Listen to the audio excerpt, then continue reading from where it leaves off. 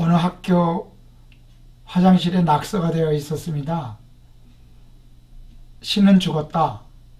니체 써 있었습니다. 그 밑에 또 다른 낙서가 썼습니다.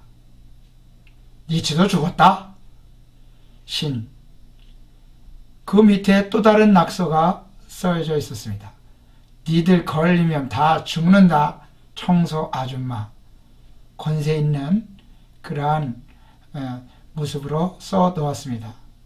세상의 사람들은 힘있는 그와 같은 사람들을 우러러보고 또 바라보고 닮기를 원합니다.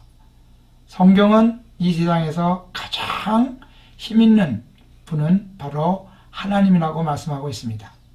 그런데 그 하나님을 목자라고 하는 말로 이렇게 비유해 말합니다. 하나님을 믿는 이스라엘 백성들은 양이라고 말씀하고 있습니다. 하나님은 자기를 믿는 사람들을 향하여 목자가 되어 주겠다고 그렇게 말씀하시고 또 자기를 믿는 사람들을 양으로 대우해 주겠다고 말씀합니다. 이스라엘 사람들에게 있어서 양은 굉장히 친숙한 의미를 가지고 있습니다. 그 양이라고 하는 것은 겉에 보면 굉장히 순해 보입니다. 그런데 속에 보면 고집이 셉니다. 자신을 방어할 수 있는 능력은 없지만은 고집대로 살아가고자 하는 모습들이 많이 있습니다. 양은 뿔이 있고 이빨이 있고 발톱이 있지만은 자신을 보호하는 데는 소용이 없습니다. 반드시 목자가 있어야 양은 살 수 있습니다. 하나님은 사람들을 향하여 너희들은 양이다.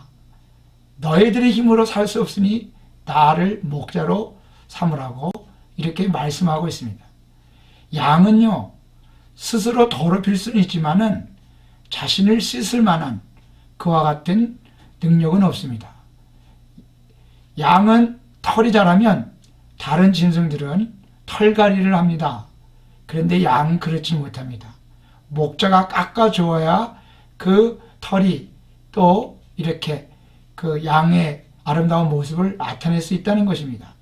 그냥 놔두면 벌레들이 그 양의 털에다가 알을 까서 그 병균이 그 몸 안에 침투하여 심지어는 죽을 수도 있는 위험을 초래합니다. 그렇기 때문에 목자는 항상 씻겨주고 깨끗하게 해줘야 양이 정결한 상태를 유지하고 건강한 상태를 유지할 수 있다는 것입니다. 또한 양은 눈이 나빠서 멀리 있는 것은 바라보지 못합니다. 가까이 있는 동료나 주변에 있는 것을 보며 따라가고 그것을 향하여 이렇게 달려갈 때가 많습니다. 그러다 보면 잘못된 방향에 낭떠러지거나 가시덤불로 자기도 모르는 사이에 빠질 때가 있다는 것입니다. 이렇게 문제만 일으킬 수 있는 이 양은 목자가 떨어진 양을 다시 구출해주고 가시덤불에서 꼼짝 못할 때 그를 안해줌으로 말미암아 이렇게 양은 생존할 수 있는 그러한 모습을 갖는다는 것입니다.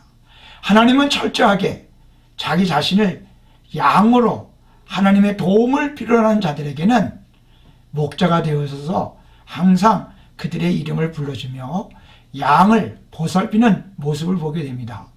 그래서 이 유대인들에게는 양이 가족과 같이 그 이름들을 불러가는데 굉장히 친숙한 의미를 갖습니다.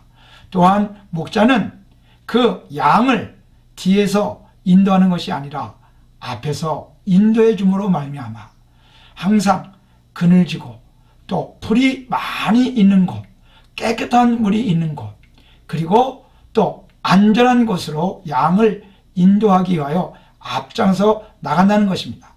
문제는 사람들이 자신을 양으로 인정하고 또 하나님을 목자로 인정하는 그 순간에 하나님은 멀리 계시는 분이 아니라 가까이 오셔서 우리들의 목자가 되십니다. 그 목자 되시는 하나님을 한번 체험해 보고 싶지는 않습니까?